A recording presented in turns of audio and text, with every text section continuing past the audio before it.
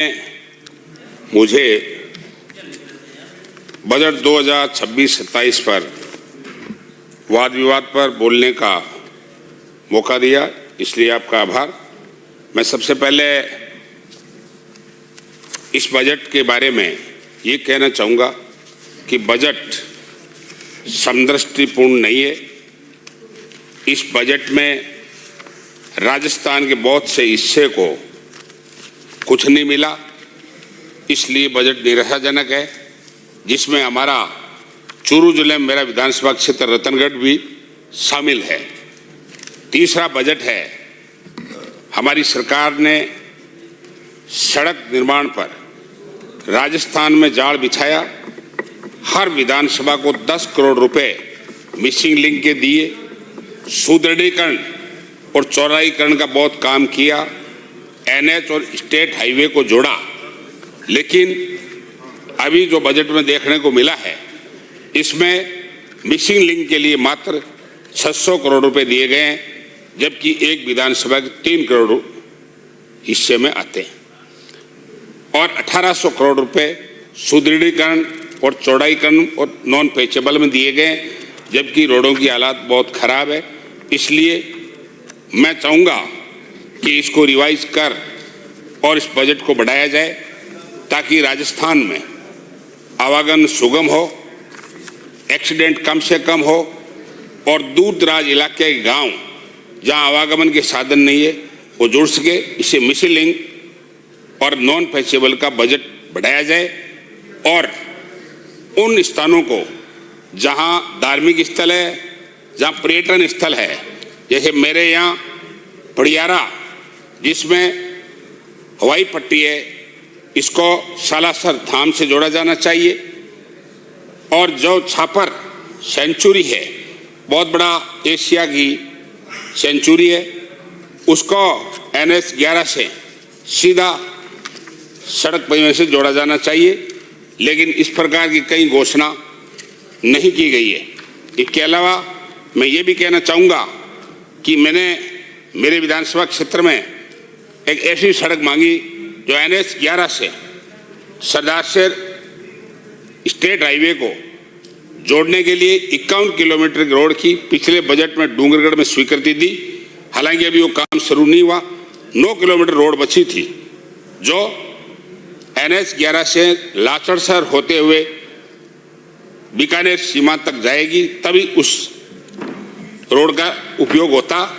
उससे वंचित है, इसलिए मैं मांग करता हूं कि इसको रिप्लाई में बजट में इस 9 किलोमीटर रोड को NH 11 से लाचड़सर होते हुए स्वीकृत की जानी चाहिए। इसके अलावा मैं पेयजल की बात करना चाहता हूं। पेयजल की स्थिति हालांकि पूरे प्रदेश में ऐसी बात नहीं है कि संतोषजनक हो, क्योंकि JJM स्कीम 2 साल में दम तोड़ चुकी।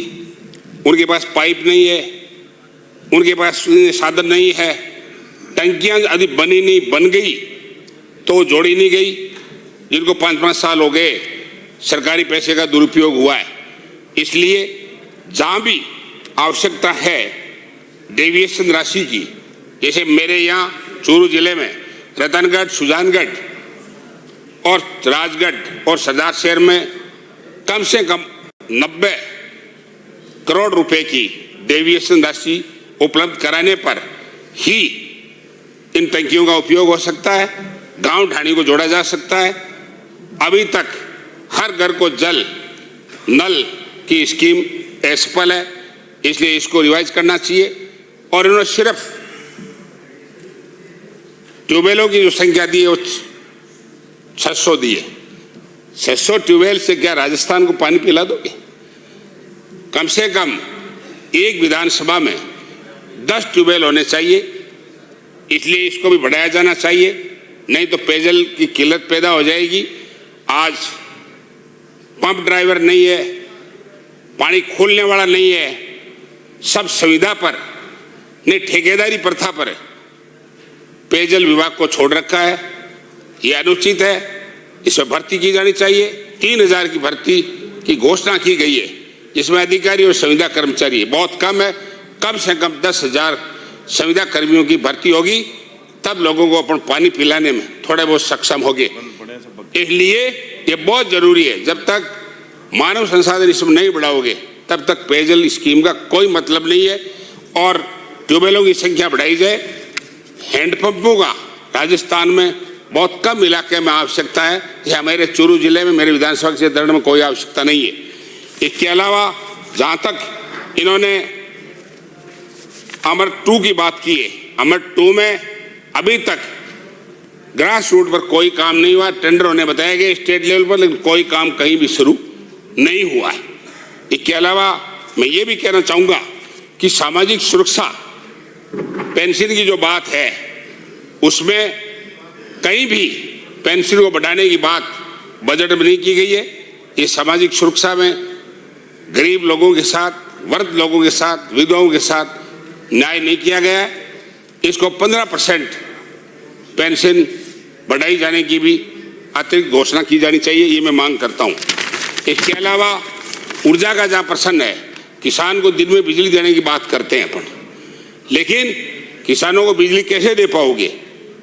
400 केवी का कोई सब स्टेशन नहीं खोलोगे, 220 के 6, 32 केवी के 13 और 33 केवी 110।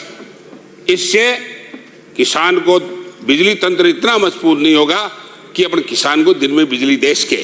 जब तक किसान को अपन बिजली दिन में नहीं दे सकेंगे, वो धरती पुत्र इतना प्रोडक्शन खेती में नहीं कर सकता जितना दिन में बिजली लेकर के कर सकता है। इसलिए मेरा निवेदन है कि इनकी संख्या बढ़ाई जाए और विद्युत तंत्र को मजबूत करने के लिए और इसमें बजट की घोषणा की जानी चाहिए।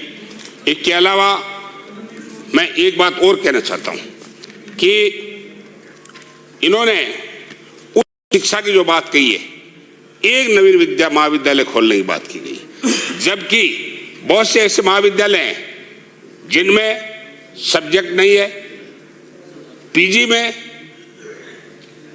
हिंदी जैसा सब्जेक्ट, भूगोल जैसा सब्जेक्ट, कॉमर्स और साइंस जैसे सब्जेक्ट बहुत सी जगह नहीं है।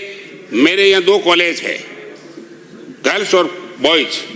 भूगोल स्वपोषित योजना में चलती है और इसके अलावा साइंस और कॉमर्स सब्जेक्ट पीजी में नहीं है। इसकी भी मैंने मांग की, लेकिन बजट में कोई घोषणा नहीं की गई, इसलिए इसका कोई ज़्यादा मतलब नहीं है। शिक्षा विभाग में 550 करोड़ रुपए 2500 स्कूलों के जीर्णोद्धार के लिए दिए गए। ये ऊंट के मुंह में जीरा है। स्कूलों की हालत बहुत खराब है। आज भी स्कूलें मर्ज की जा रही है, ढाणियों की स्कूलें गाँव में मर्ज की, बड़ी स्कूलों में मर्ज की जा रही है। भवन जर्जर अवस्था में है। इस बजट को बढ़ाया जाना चाहिए।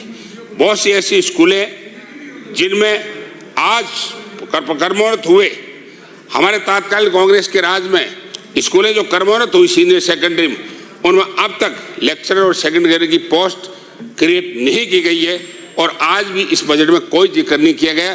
फिर कह रहे हैं कि शिक्षा एक आधारभूत सिस्टम है समाज के विकास के लिए, प्रदेश के विकास के लिए और देश के विकास के लिए। तो जब तक सरकारी स्कूलों पर विश्वास लोगों का नहीं बढ़ेगा, तब तक लेक्चरर और सेकंड ग्रेड के टीचर ट्रेंड नहीं होंगे। इसके अलावा मैं ये भी मांग करना चाहता हूँ कि इन स्कूलों में पोस्टें क्रिएट की जाए और भवन निर्माण के लिए जो राशि 450 करोड़ रुपए की गई उसको बढ़ाकर डबल किया जाए। इसके अलावा आंगनवाड़ी की भी बात की गई है। आंगनवाड़ियों की हालत बहुत खराब है। बहुत सी 75% सरकारी स्कूलों के कमरों में चल रही है, जब कमरों का अभाव है। जो आंगनवाड़ियाँ हैं वो टूटी हुई पड़ी है, जर्जर है। उनमें भी बहुत मरम्मत के लिए बहुत कम बजट 323 हजार करोड़ का पैसे की व्यवस्था की, बहुत कम है। और इनका 5-10% मानदेय भी बढ़ाने के लिए कार्यकर्ता और सहायिका को दिया जाना चाहिए। मैं इसके अलावा चिकित्सा विभाग में बात करना चाहता हूँ। चिकित्सा विभाग में जिला हॉस्पिटल 1 खोलने की बात की गई है, पीएचसी में 3 कर्मोन्नत करने की बात की गई है और नवीन आयुष्मान आरोग्य मंदिर 4 खोलने की बात की गई है और उप स्वास्थ्य केंद्र मात्र 7 कर्मोन्नत करने की बात की गई है। भवन निर्माण के लिए 1 भवन की लिख रखी है। ट्रॉमा सेवाओं को सुदृढ़ करने के लिए 160 करोड़ रुपए बहुत कम है। बहुत सी जगह एससी, सीएससी और पीएचसी है, जिला हॉस्पिटल है, जहाँ से एनएच और स्टेट हाईवे से चौतरफ से निकले हुए हैं, वहाँ बहुत से एक्सीडेंट होते हैं, उनकी सुरक्षा के लिए ट्रॉमा सेंटर सुनिश्चित होने चाहिए, बहुत से खाली पड़े। इसलिए मेरा निवेदन है कि मैंने मेरे विधानसभा क्षेत्र में बहुत सी मैंने मांग की है, मुझे 2 मिनट का टाइम और दिया जाए। मैंने आरओबी बनाने के लिए कहा है, इसमें मांग की है, क्योंकि मेरा विधानसभा क्षेत्र रतनगढ़ 2 भागों में बटा है, बीच से रेलवे लाइन है, ओवर ब्रिज की बात लंबे समय से कर रहा हूं, लेकिन अभी इस बजट में नहीं दिया गया। इसके अलावा रिंग रोड के लिए मैंने मांग की, वो अभी नहीं दिया गया है। इसके अलावा मैंने पीएससी लोहा शीर्ष और वीरम सरोवर मांग की, और इसके अलावा स्कूलों में हमने माननीय सभापति महोदय, बोलिए। माननीय सभापति महोदय, मुझे बजट सत्र 2025-26 पर धन्यवाद, आप बोलने लगे क्या?